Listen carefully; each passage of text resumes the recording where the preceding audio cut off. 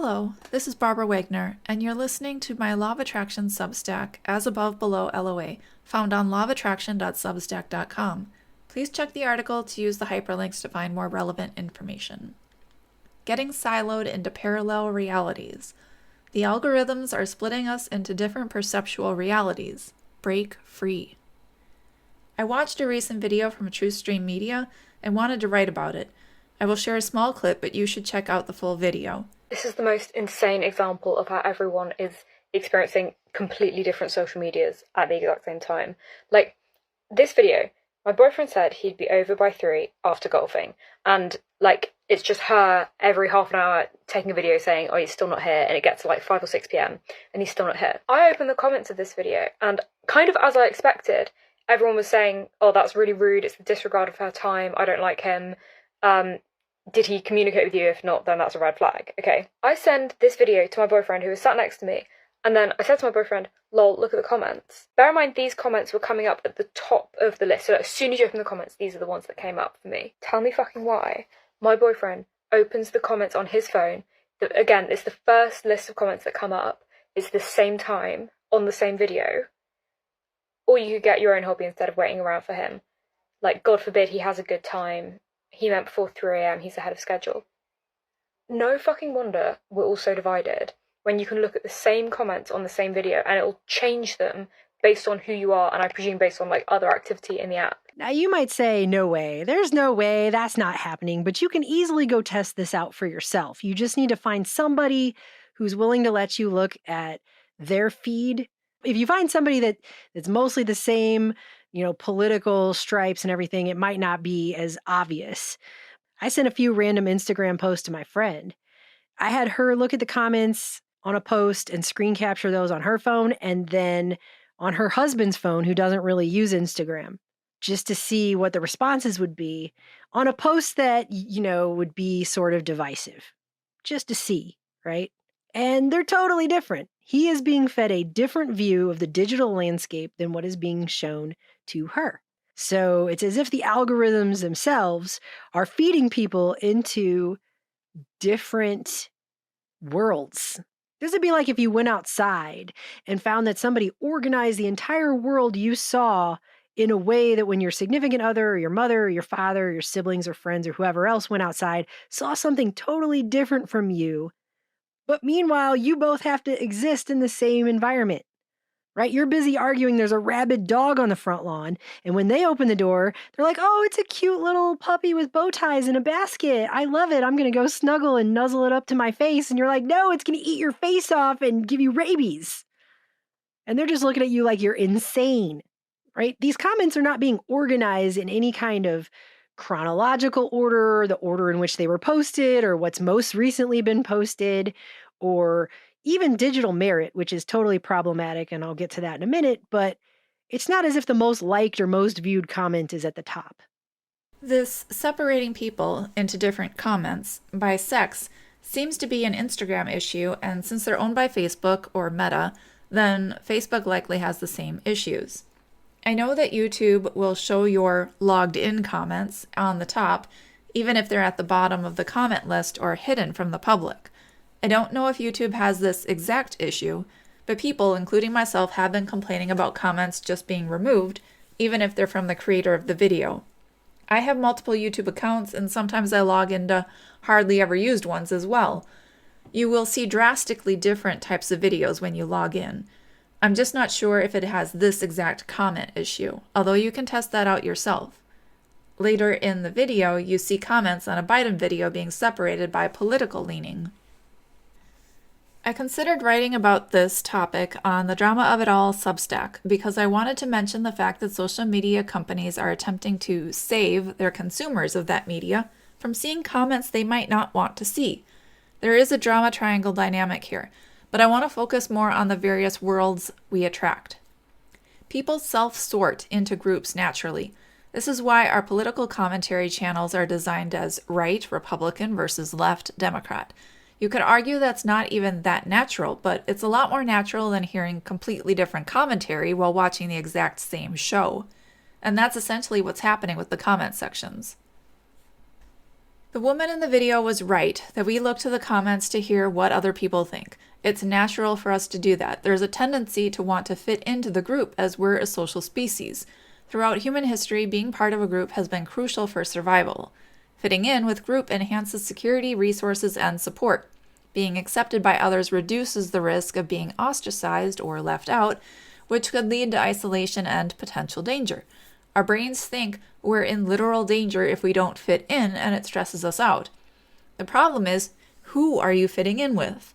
The video of a woman complaining that her boyfriend has not come over when he said he would be coming over could and should be criticized. She's playing victim and labeling him as a persecutor, and it's causing her to feel powerless.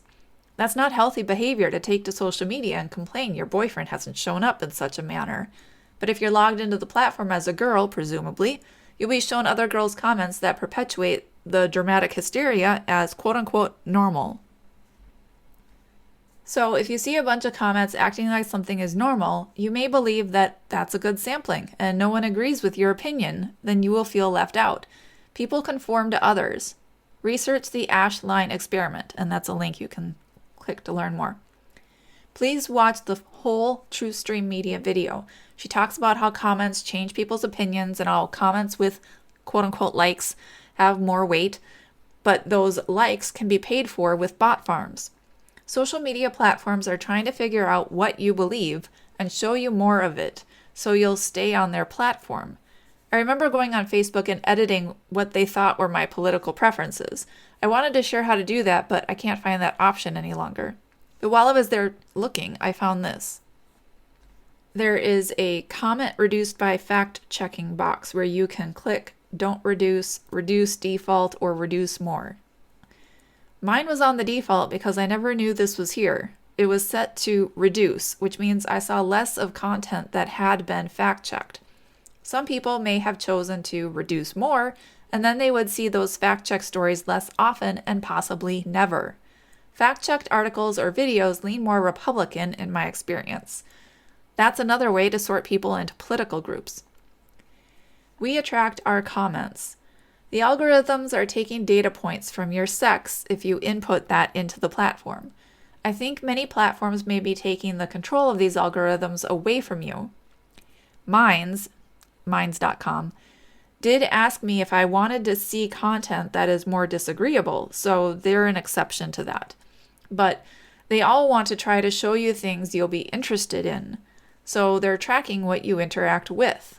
When you quote-unquote like things, you inevitably see more things like that. You have the ability to join different groups on sites like Facebook, Minds, and Twitter, or X.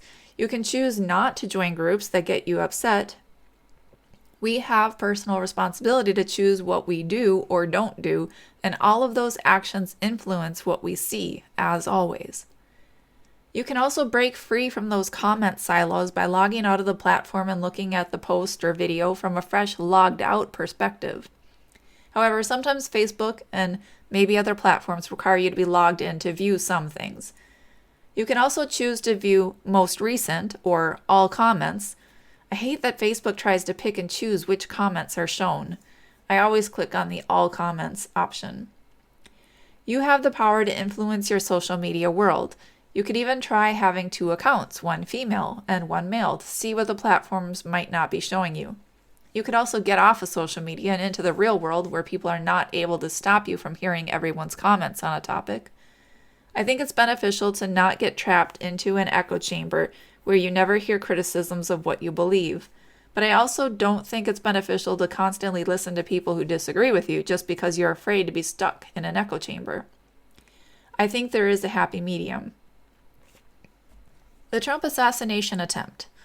I wrote the beginning portion of this article before Trump was shot at, but when I kept seeing people insist that the shooting was fake, even if the media claims it was real, but just a series of mistakes, I felt like I should bring it up here.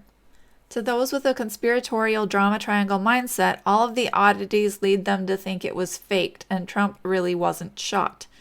They would claim that it's fake blood and the crowds are crisis actors.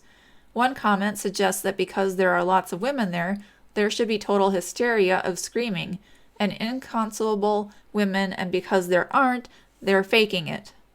That is a limiting belief. It's worth questioning. Is there another reason why they wouldn't run? First, Coleman pointed out freeze, not just fight or flight, is a reaction that some have to terrifying situations. But these are also Trump supporters and not Democrats who love to play victim and overreact to things. Trump and Tucker Carlson seem to believe they stayed because they were worried about their leader. I've left links for you to watch those videos if you want to. There are other possible reasons for what happened than it being faked. Depending on your social media accounts, you may be surrounded by people who think it's all fake. I had a brief interaction with someone I used to chat with a lot and brought up the Illuminati card. I don't know what it means, but I saw his reaction and he thought the card meant it's all scripted. That's ascribing meaning to the card. There could be other meanings, and I'm still open to hearing them. I'm not surrounded by people who think this card means it's all fake any longer. But maybe I would have been if I'd taken a different, or not taken, actions in my past. Our actions are what lead us into echo chambers or out of them. The exact same oddities of the assassination attempt are being used to say that the Secret Service, or the Deep State, wanted him dead, or didn't want to stop it at the least. They have mostly the same questions, but they don't ascribe the same meaning to the oddities. And of course, you've got those who follow the mainstream legacy media, and they may believe it's just all horrible mistakes. They may even think questioning that it could have been intentional is dangerous. Personally, I always think you should have questions. Here's a video with some of those questions concerning this. Anomaly asks, "What do you think?" to get people to leave comments. He will see the conflicting comments unless YouTube deletes them, but you may want to try logging out in order to view them all. Depending on who you surround yourself with, you may be led down a path of thinking of this event the way everyone else does. But who is everyone else? It's usually your clique. But what if they're wrong? You may feel like you're a crazy person for not agreeing with everyone, but they're not everyone. There are multitudes of ways to view what happened. You can still question things without ascribing meaning, but we as humans are meaning-making machines. Some people feel they need to know what happened because they would feel powerless or nervous not knowing. There's a feeling of instability that causes fear and anxiety. People race to figure out what happened as soon as possible to lessen that anxiety. You can't make something false true. Some people say that you can choose to believe something and that will make it true. So if you choose to believe he faked it, then you will enter some reality or timeline in which he did. And if you choose to believe it was real but the government was in on it, then you will enter a reality in which that is true. I don't believe that. I do believe that your preconceived notions will make you feel as if you are in a reality in which that is true because your brain will ignore things that goes against it, like spiritual blind spots. But just because you're wearing glasses that keep you from seeing things you disagree with and are laser focused on what you do believe, doesn't mean there isn't a real truth out there to find. Take your glasses off. Every so often, we should try to take our perceptual glasses off and ask these questions. Is this absolutely true? Is there another way to see this? Am I bringing my preconceived ideas into this analysis? What would someone else think about this event? Would they have a logical point? Am I ascribing meaning to this that's undeserved? Is there another meaning for this that I haven't looked at? If you must enter an echo chamber, visit others. If you find yourself in an echo chamber, it's important to listen to what other competing echo chambers say, because they may also have valid points you haven't considered yet. Also, if you attempt to broaden your views, removing those perceptual glasses so you can try to see the actual truth of a situation, those in your echo chamber will likely get mad at you for asking questions. Some people love their world of comforting lies more than they actually want the truth of a situation. But would you really want to stay and conform to those sorts of people? Don't you want the truth above all else? Please feel free to leave a comment. Thanks for listening. If you enjoyed this, consider giving it a like and sharing with others who may enjoy it as well. I wish you all a great day or night, depending on your time.